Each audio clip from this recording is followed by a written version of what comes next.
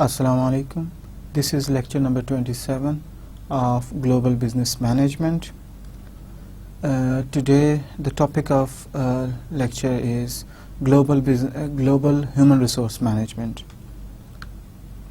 We have three learning objectives for today's lecture. The first one is to understand the strategic role of human resource management in the international business. The second one is identify the pros and cons of different approaches to staffing policy in the international business.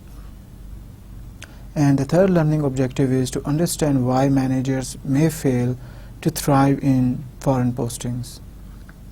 Okay, first we are going to do the quick recap of the last lecture. We had discussed the three factors which were important in making the location decisions.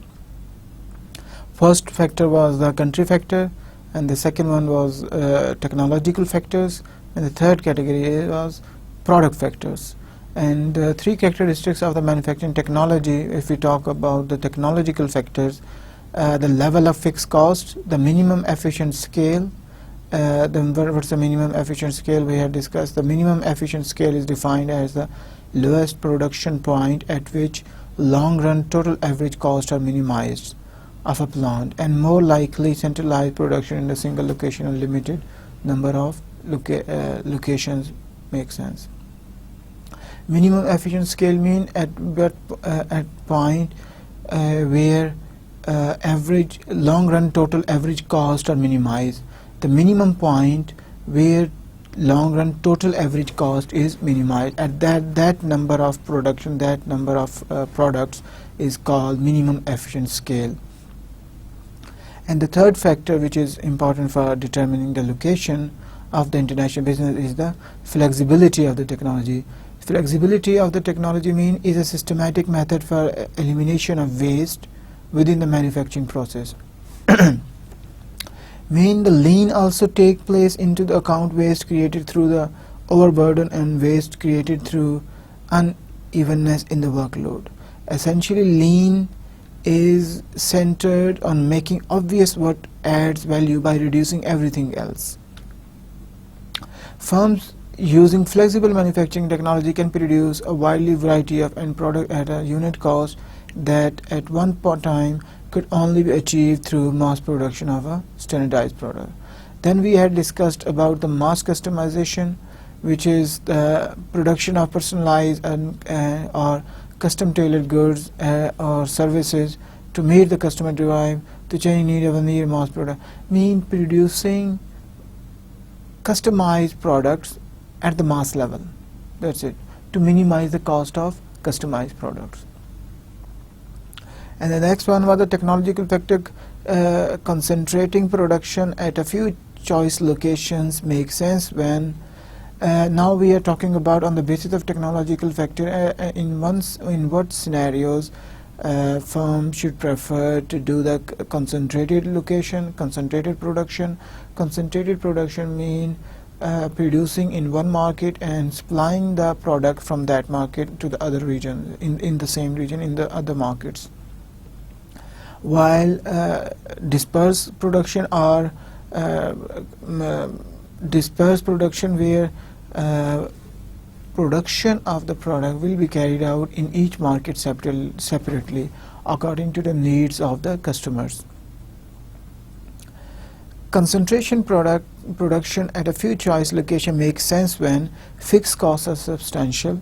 If the fixed cost, if a company need big capital, a huge capital to start to install a production unit, and that means the fixed cost is really high. In that case, it's preferable for the firm to have a concentrated production. Next one is the minimum efficient scale of production is high.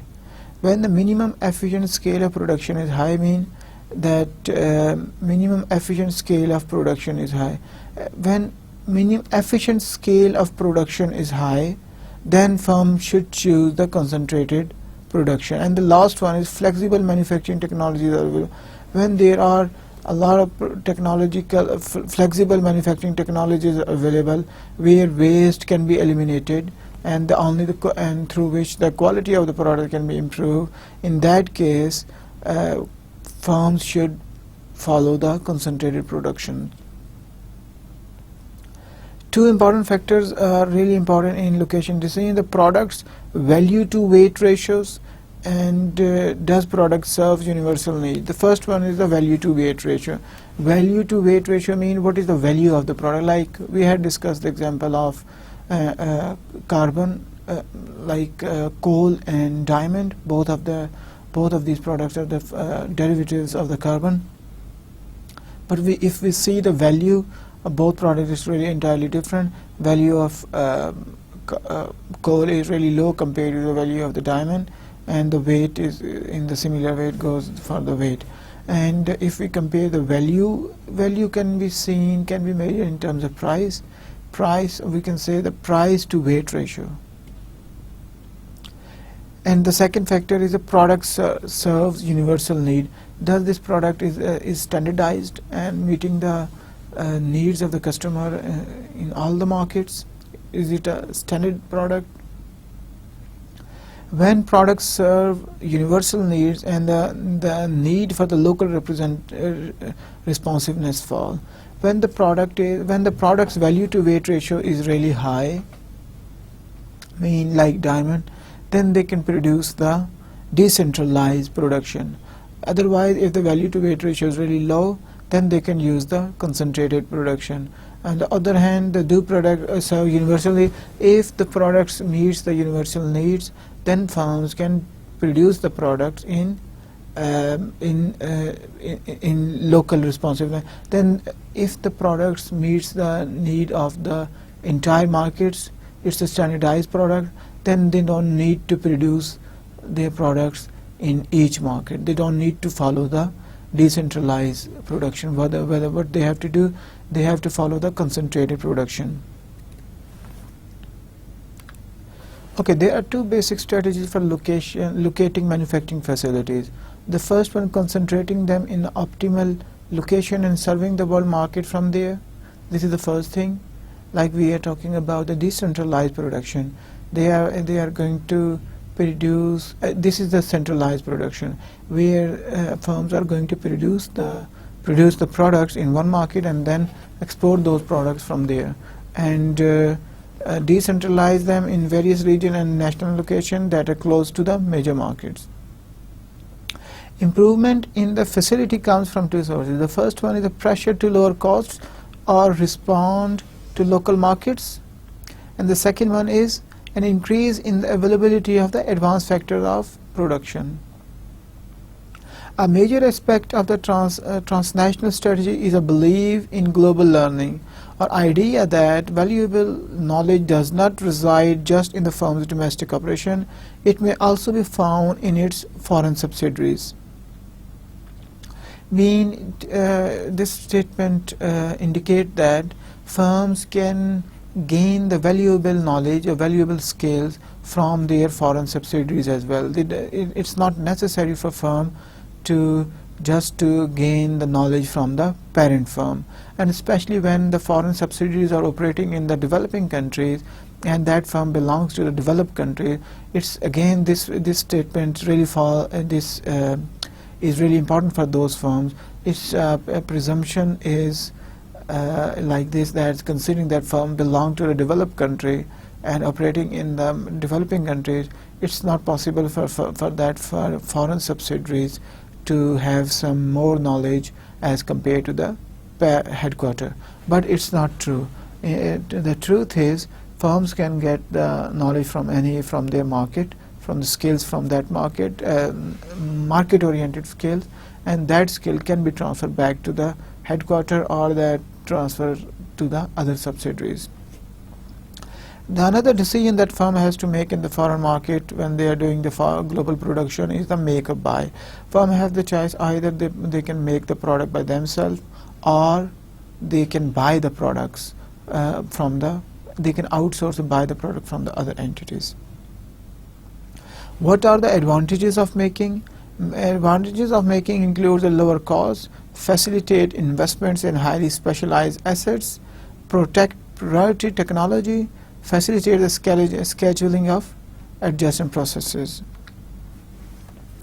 Okay, let's start talking about the international global human resource management. In human resource management, you guys have done this course in the first or second semester of human resource management. The difference between that human resource management that you have done and this is in this chapter, we are talking about the international human resource management, because firm is operating in the several markets and the human resource is really diverse, and firm have to manage the diversity in human resource management, and firm has to meet the demands of the local market and meet the demand through the human capital. In that perspective, firms have to adopt the different staffing, performance evaluation, compensation, labor relation, human resource strategy. These things should be different across the market, and firm has to deal these different strategies regarding human resource management in each market in different ways. So the things that you have studied in the earlier semester, that was purely based for the firms, purely based in the domestic market. Human resource management, the activities an organization carry out to utilize the human resource effectively. These activities include determining human resource strategy, staffing, performance evaluation, management development, compensation, and labor relations. These are the 6 elements that firm has to deal with when they are talking about, when they are making the human resource strategy in the international market. Considering in international market, each market has its own characteristics, and because of those market features, firms, these human resource strategy can be different across the markets. Firms need to ensure there is a fit between their human resource practices and strategy. Human resource, what is the strategic role of human resource management in international firms? Human resource management can help the firm reduce the cost of value creation and add value by better serving customer needs. Okay, we had discussed this thing that firms can create the value through human resource or through other strategies, marketing or production or supply chain, and this is another element. Firm can create the human resource, create the firm value through human resource management, or what they can do, they can reduce the cost of creating firm value through efficient human resource management. More complex in international business. I mean, it's human resource management is more complex issue in international business, because they are dealing with the different market, because difference between the countries and labor markets, culture, legal system, economic system, and so on. These are the huge differences across the markets. In terms of labor market, availability of labor, very famous thing is in Korea and in Japan, the number of or the supply of engineering laborers or technical labor is really high compared to the management or marketing labor. And on the other hand, if we talk about the culture, we can see a huge difference, substantial difference across the cultures in different countries, in different markets, in terms of people attitude towards work, towards which this culture makes the business environment. Then there is a legal systems. Legal system in how they are going to deal with the labor laws, employees laws, human resource laws. These are the different laws across the markets. And the economic system. And economic system is, of course, a very important factor. It differ across the countries. In economic system, it also the factor which is the development level.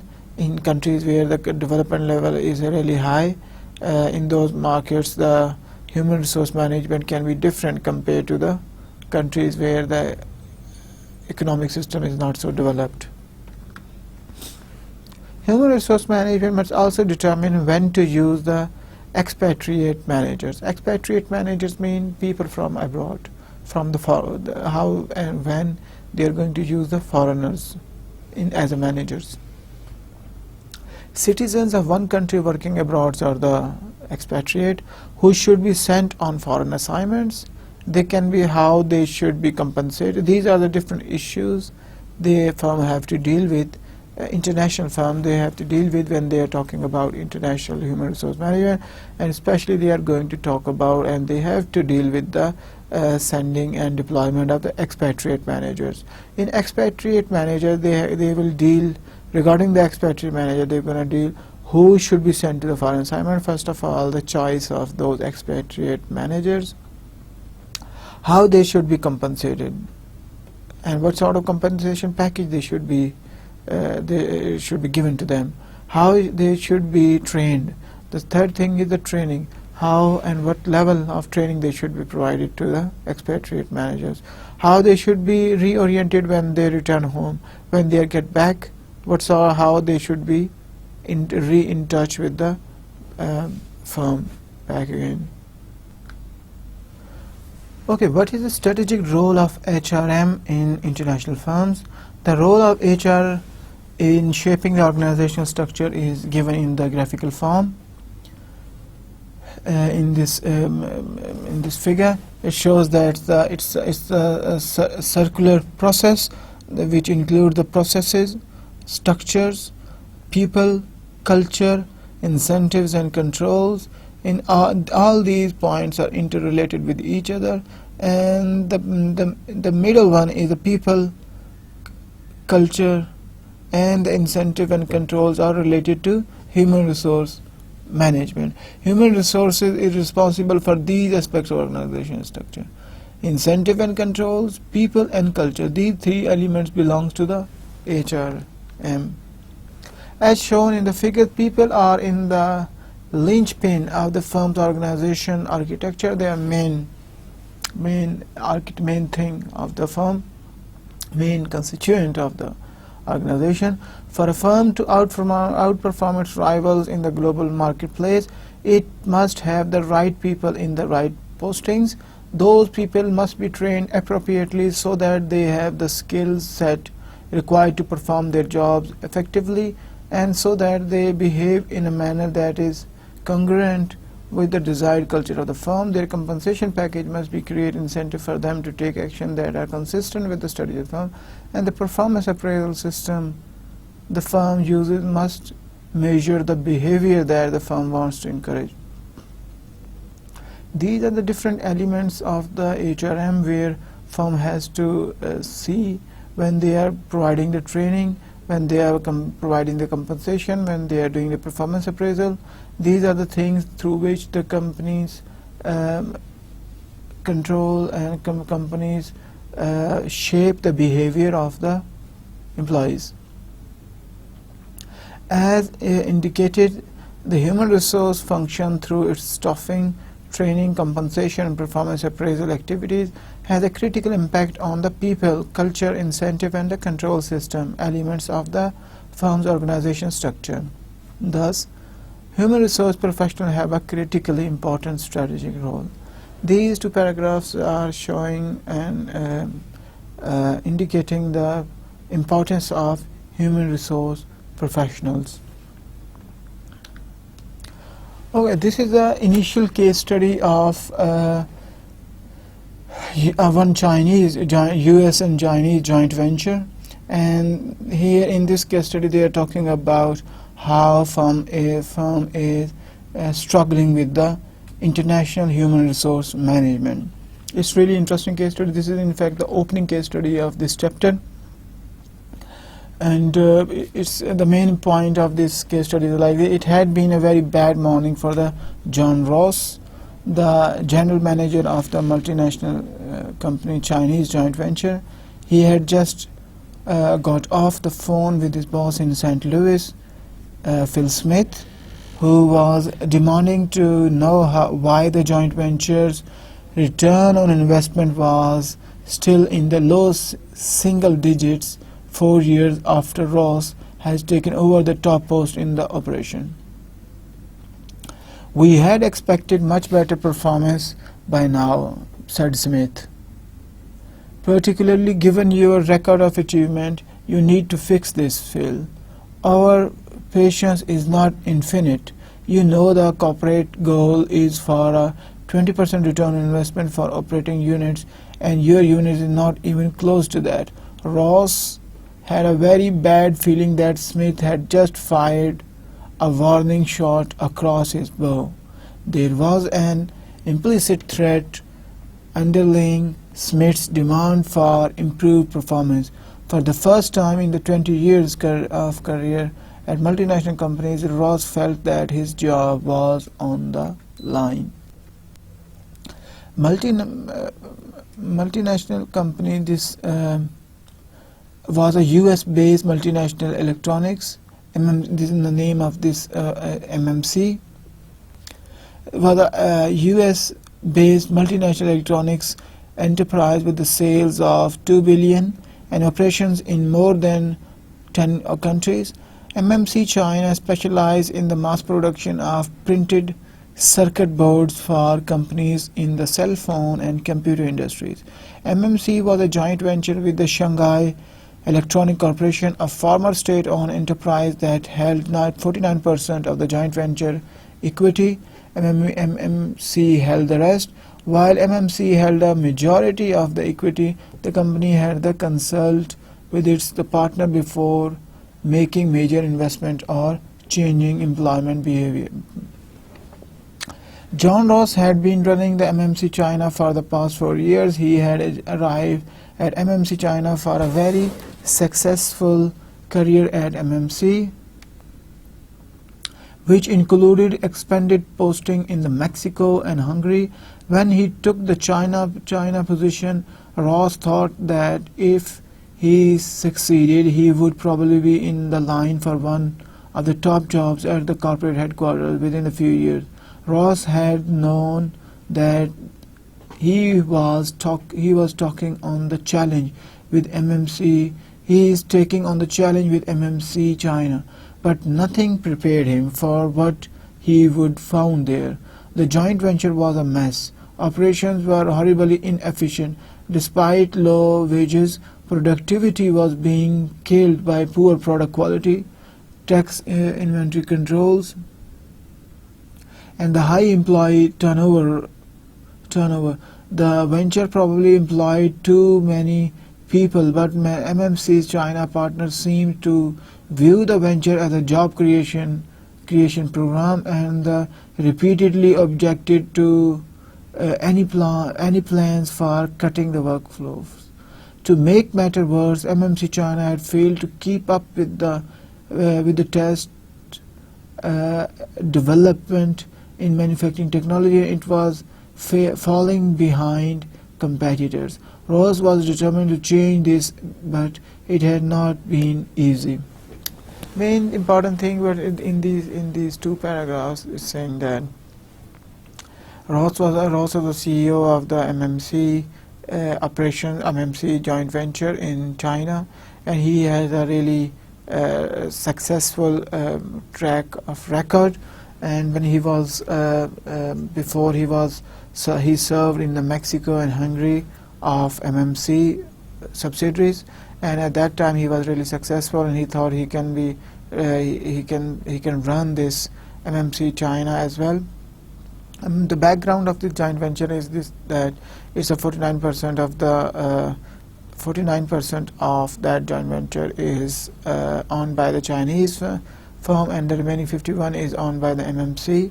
And despite that, it looked like that the Chinese partner is taking or considering this opportunity, this firm, as a job creating place for the Chinese people, and they rejected the many proposals which included the job cutting agenda, and that's why the performance or overall return on investment of this MMC China is very low, and Ross got the sort of a threat or warning from his boss, from the headquarters. To improve operations, Ross had put in a request to corporate HR for 2 specialists from the United States to work with the Chinese production employees. Now what this Ross intend to do is to change the human resource strategy. To improve the production, to improve the return on investment, the Ross is going to focus on human resource management. How he is going to do that? Let's read it. He had lost it 3 months before requesting a transfer home for personal reasons. Okay, the 2 specialists from the United States to work with the Chinese production employees, it had been a disaster. One had lasted 3 months before requesting a transfer at home for personal reason. Apparently his spouse hated China. The other had stayed for a year, but he had interacted so poorly with the local Chinese employees that he had to be sent back to the United States. Ross wished that MMC's corporate HR department had done a better job of selecting and then training these employees for difficult foreign posting, but in the retrospect he had to admit that he was not surprised at the lack of culture training. He had never been given any. Okay, in the first paragraph, in this one, what he is saying, he was pointing out that despite he brought 2 HR specialists to improve the human resource productivity, and in order to do so, the 2 expatriates were working there in China in this MMC. The headquarters sent 2 Americans to Chinese MMC, this joint venture, to improve the human resource strategy. But the one left very early because of the personal reason, and the second one he couldn't interact, and he interacted very poorly with the Chinese employees. It looked like that both of them didn't have the cultural training before going to China, and Ross is admitting this thing. After this failure, Ross had taken a different track. He had picked 4 of his best Chinese production employees and sent them to MMC US operations, along with a translator, for a 2-month training program focusing on the latest production technique. He had worked out much better. The Chinese had visited efficient MMC factories in the United States, Mexico, Brazil, and had seen what was possible. They had returned home fired up to improve operation at the MMC China. Within a year, they had introduced a 6 Sigma quality control program and improved the flow of inventory through MMC factory. Ross could now walk through the factory without being appalled by the sight of a large quantities of inventory stocked on the floor, or bins full of discarded circuit boards that had failed post-assembly quality tests.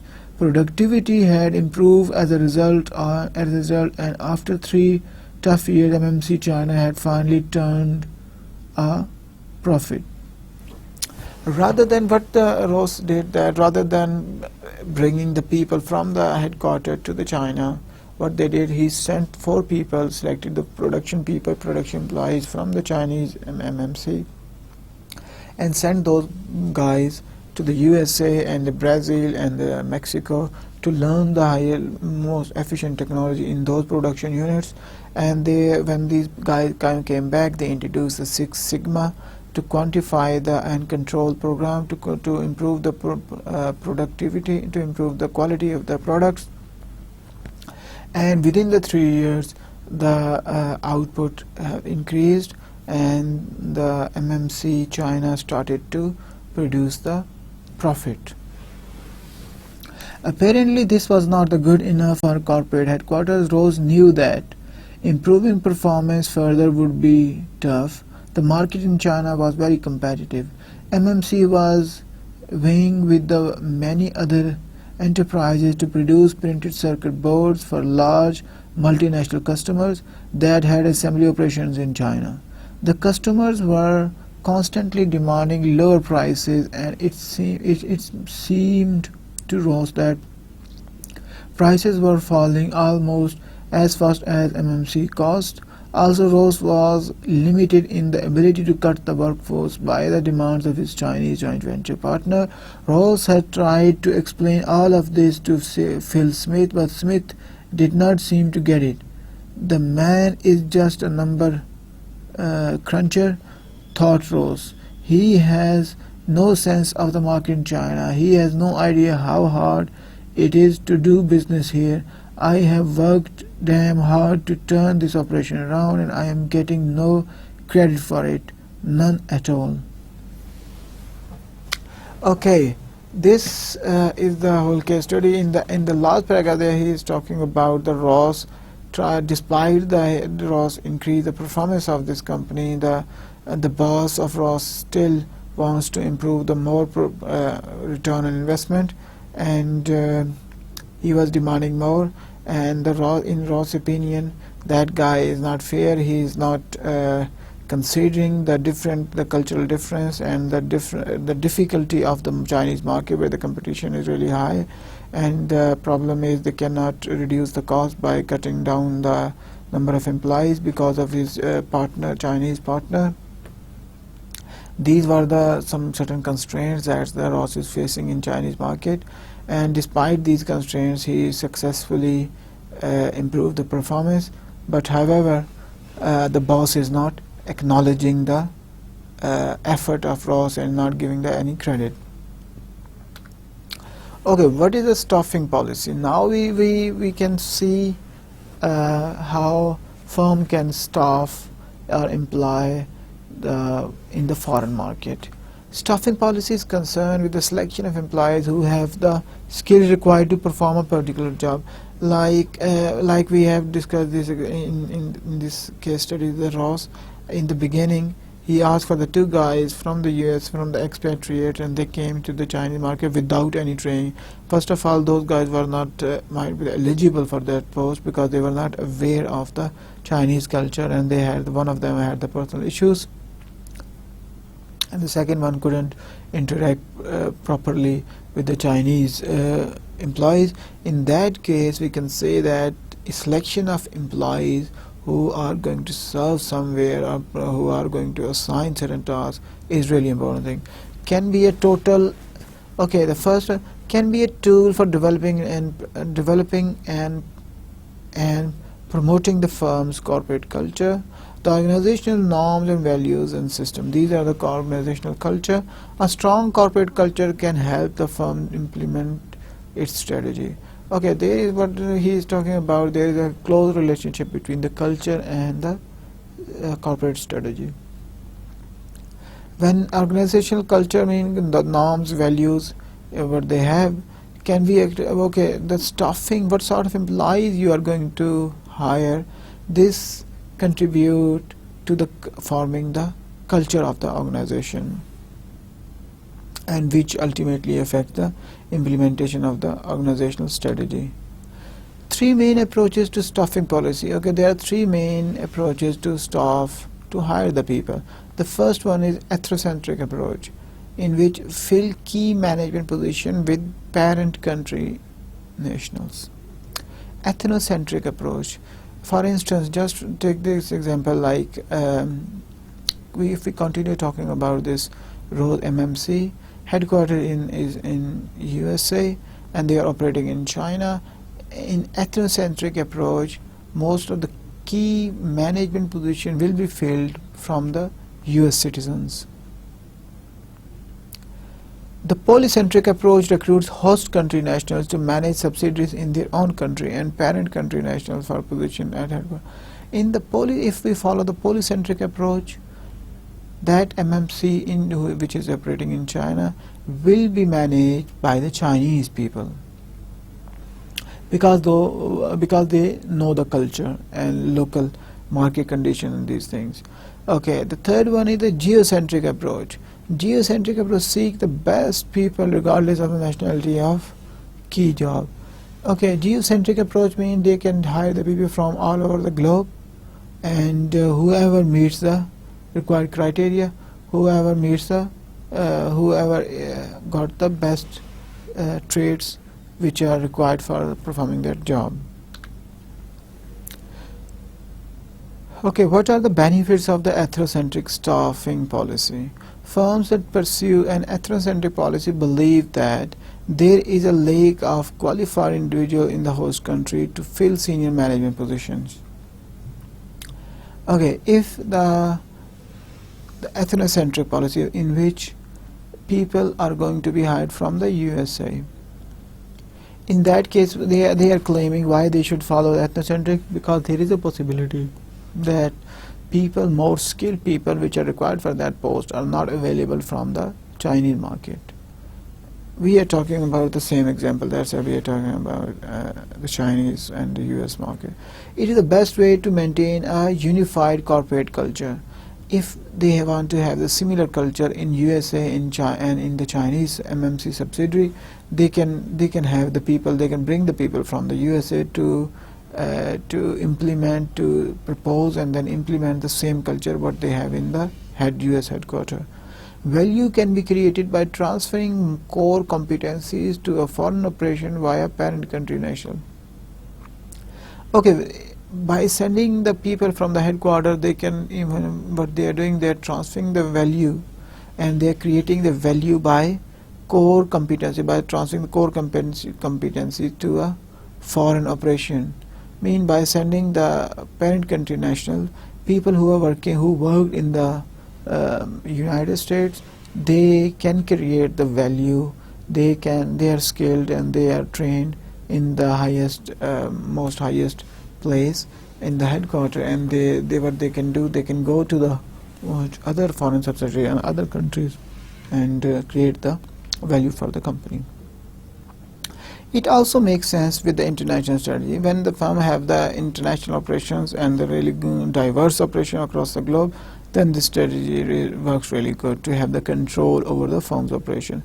But on the other side, if we talk about the disadvantages with the ethnocentric staffing, it limits advancement opportunities for the host country nationals. If you are going to hire all the main people from the USA, then what will be the opportunity to advance in the management ladder for the Chinese people? There will be less opportunity, and they are going to this perception that, and they are going to know this thing, and they are going to might be this, according to the signaling theory, this is a bad signal for the company, that firm is only hiring from their home country. They are not hiring from the host country. It can lead to cultural myopia. It can lead to, the second point is when they're going to hire from the same US people, and they are trying to have the same culture what they have in the headquarters. It's a cultural myopia. Same culture all over the world. Why choose a polycentric staffing policy? The polycentric approach makes sense for firms pursuing a localization strategy. Polycentric approach when Chinese people will be hired for the Chinese subsidiary, and it makes sense when the firm is a decentralized production. They have the decentralized and they are focusing on the localization strategy. They want to meet the demand of the market with the demand of the local taste and values and traditions of the local people, and they are producing the different products across the markets. At that time, the polycentric approach is really better. The second thing is minimize cultural myopia. Obvious one, may be less expensive to implement than an ethnocentric policy, because when they are going to implement, they are going to hire the Chinese people, it will be less costly for the company, because it's a local person and local currency, and the pays will be in the local amount. And of course, when you are talking about such countries and the differences across the countries, like in US and Chinese, the wage rate will be different for the Chinese managers and US managers, and it will be less costly for the firm to hire the Chinese manager under the polycentric approach. Okay, what is the negative thing? There are two negative things associated with the polycentric approach. The first one is the host country nationals have limited opportunity to gain the experience outside their home country, and so cannot progress beyond the senior position in their own subsidiary. What you say about if the company is following the polycentric approach, under which they are only hiring the Chinese managers in MMC China? The negative thing with this approach is there will be very less opportunity or no opportunity for the US managers to learn this culture of Chinese values of Chinese market, and there will be less opportunities or limited opportunities to gain experience while serving in the foreign markets. A gap can be formed between the host country managers and the parent country manager. Okay, this is obvious that when the headquarter is based on the US multinational manager, US managers, and in Chinese subsidiary the management is based on purely on Chinese managers, there can be a cultural difference between the host country and the parent country, and that can be really harmful for the company. Next one is the geocentric approach. From wherever they get the good people, they're going to hire them, irrespective of they are from the host or local country. It's consistent with building a strong unifying culture and informal management network. This is the first advantage with the geocentric approach. It makes sense for firms pursuing a global and transnational strategy and enable the firms to make the best use of the human resource. Builds a cadre of international executives who feel at home working in a number of different cultures. When they have people from different countries, they are going to diverse culture and have the informal management network. And the second thing is it's more feasible when the firm is pursuing a global or transnational strategy. When firm is operating in the international market, and people, they have to meet the demand of the people from the culturally different market. They should have the diverse management and best use of, and in that case they can have the best and optimal human resources. And the last one is cadre of international executives. Builds a cadre of, is a bunch of a group of international executives, because that company is providing the opportunity of experience of international market to those people. But there are two disadvantages associated with the geocentric approach. The first one is can be limited by immigration laws. When we are talking about geocentric approach, there is a possibility that you cannot hire the people from all over the world, because there are some immigration laws and limitation of immigration laws, and because of those laws it will be difficult for hire from other countries. It's costly to implement, because you are bringing the best people for that position. Best people mean, of course, demand the higher wages, higher compensation, which is costly for implementation to the firm. Okay, staffing approach. This is the comparison of staffing approach. The first one is ethnocentric approach. It is a strategic appropriateness for when the firm is operating in the international strategy, and they are operating as a international, and there are advantages and disadvantages associated with each staffing approach. The first one is overcomes the lack of qualified managers in host country. Unified culture helps transfer core competencies. These are the advantages associated with the ethnocentric when we are bringing all the people from the USA. And the disadvantage is the product produces resentment in the host country, and it's a sort of some negative feeling for the company that they are not hiring from us, they are bringing people from their home country. This sort of negative feeling can be created because of the ethnocentric strategy. The second one is can lead to cultural myopia. This is the second objective. Polycentric. Under the second approach, the strategic appropriateness is the localization. In localization, when the firm is having a localization strategic approach, there are advantages associated with it elevates cultural myopia and the inexpensive to implementation, because they are only the local people. and limits career mobility, isolates headquarters from the foreign subsidiary. And limits career mobility mean people, when they are people only they are hiring the people from only the for the host market, from the Chinese market. There is less possibility for the companies for the employees or managers who are working in the USA to move to the Chinese market, which shows the limited access career mobility.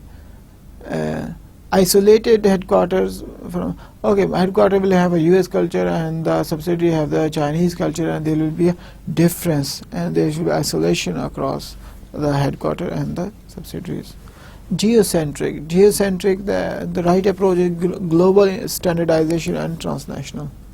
When firm is operating across the globe and they are trying to follow the standardization of products, then the users human resource efficiently in that case, and they are trying to bring the people which are most suitable for the position.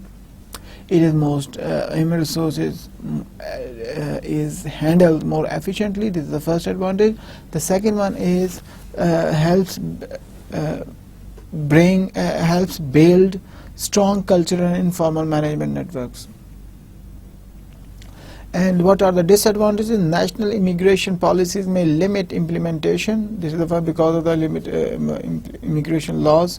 There is not possible to bring the people, to hire the people from across the globe. And the second one is expensive, because you are bringing the best people across the globe, irrespective of their nationality. Of course, they are going to demand high compensation. Firms using an ethnocentric or geocentric staffing strategy will have expatriate managers. Expatriate manager means bringing the people from the other countries, and ethnocentric mean when they are bringing the people from the host country to the home country to the host country, and the geocentric is the third one, where they are hiring the best, most suitable people. In both strategies, they are bringing the foreigners.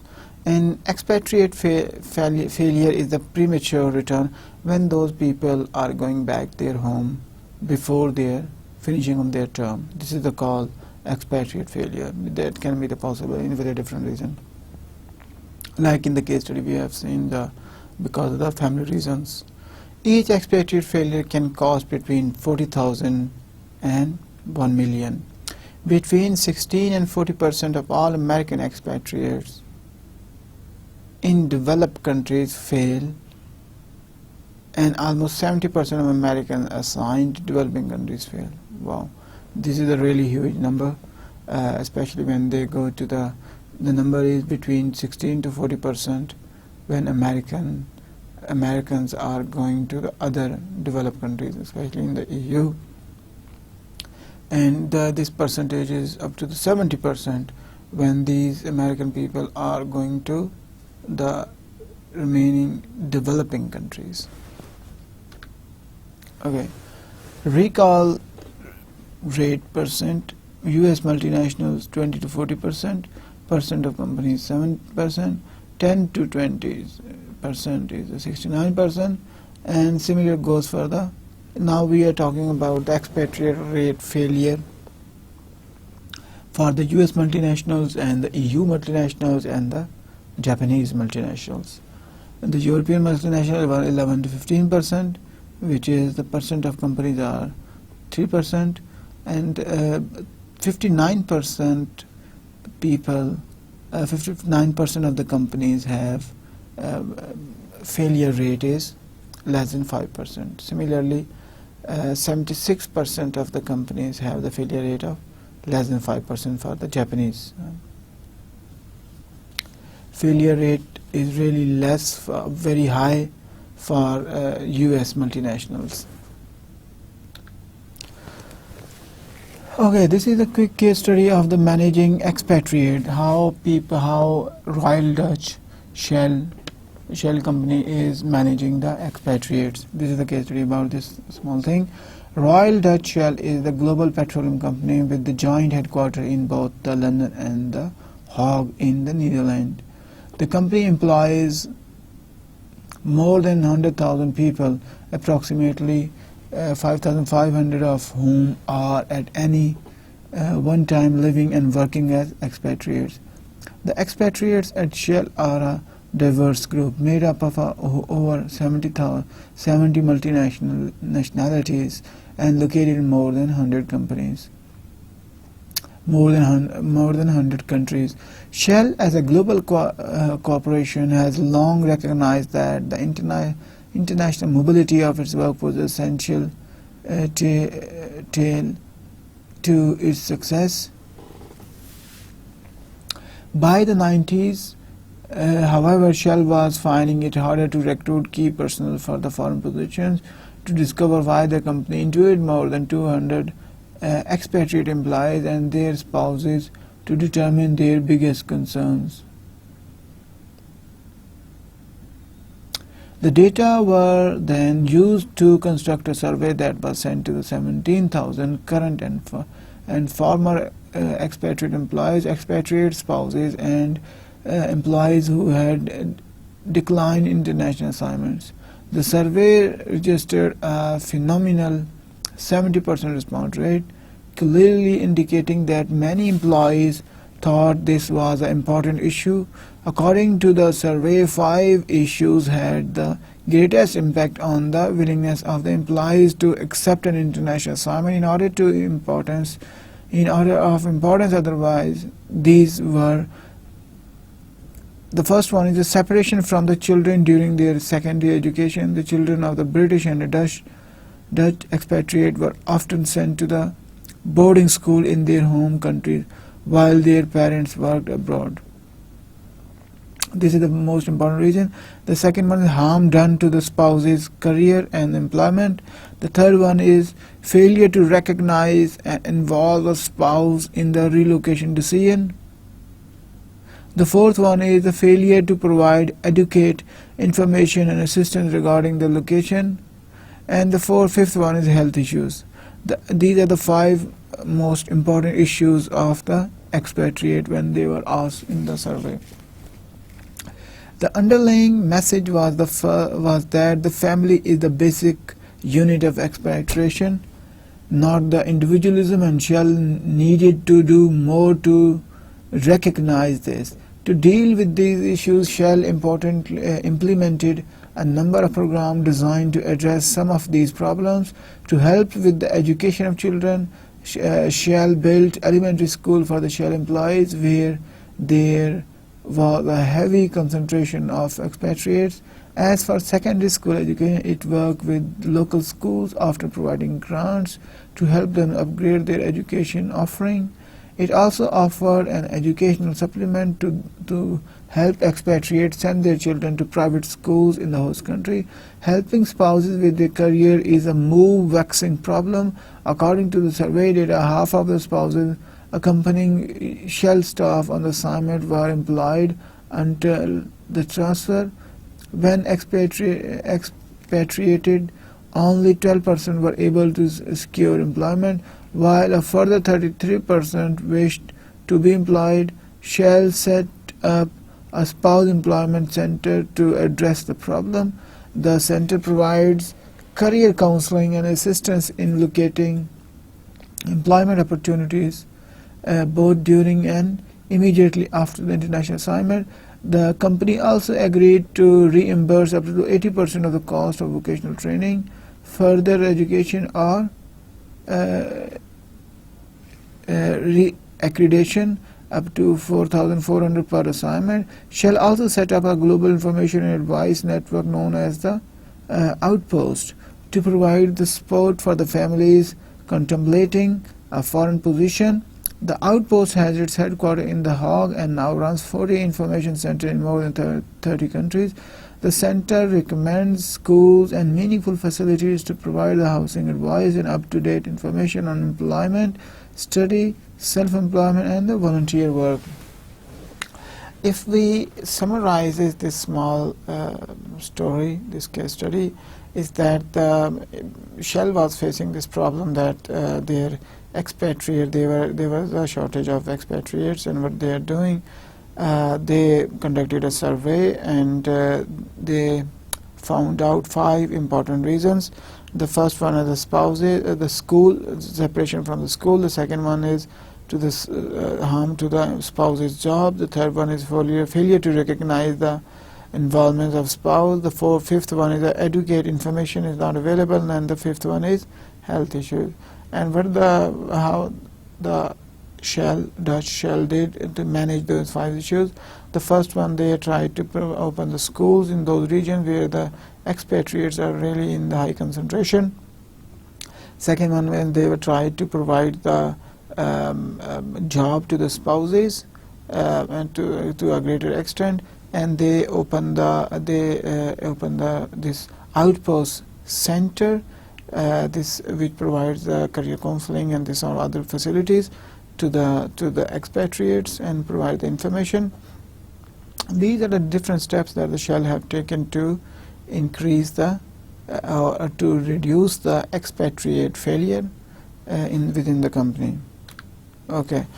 The next point is, why do expatriate managers fail? There are several reasons. The main reason for US expatriate failure are inability of the expatriate spouse to adopt, the manager's inability to adjust, other family related reasons, the manager's personal or emotional maturity, the manager's inability to cope with the larger overseas responsibilities. These are the 5 different reasons which are the most common reasons of expatriate managers' failure. The reason for European expat failure is the inability of the manager's spouses to adjust. The main reason for the Japanese expatriate failures are inability to cope with the larger overseas responsibility, difficulty with the new environment, personal or emotional problems, the lack of technical competence, inability of the spouse to adjust. Now we can see the difference that for the Japanese one, inability of the spouse to adjust is the 5th element, while for the European expatriate, it's the biggest problem that the manager's spouses couldn't adjust in the new environment. How can firm reduce the expatriate failure? There are several steps, 4 dimensions that they can reduce through which if they work on, they can reduce the expatriate failure. 4 dimensions that predict the expatriate success are self-orientation, other orientation, and the perceptual ability and the cultural toughness. These are the 4 different dimensions on which the firms can work on, and through these 4 things, these 4 elements, the firm can reduce the expatriate failure through improved selection procedures. Why the global mindset is important? Global mindset, when they are selecting a people, why the global mindset is important? The global mindset may be the fundamental attribute of the global manager, which is cognitive complexity and the cosmopolitan outlook. A global mindset is often acquired early in life from a family that is bicultural, living in foreign countries, learning foreign language as a regular part of the family life. These are the 3 global mindset. From where they are going to get this mindset? There are 3 sources. If the family is bicultural, family lived in several countries, and if they have the different languages. What is the training and management development?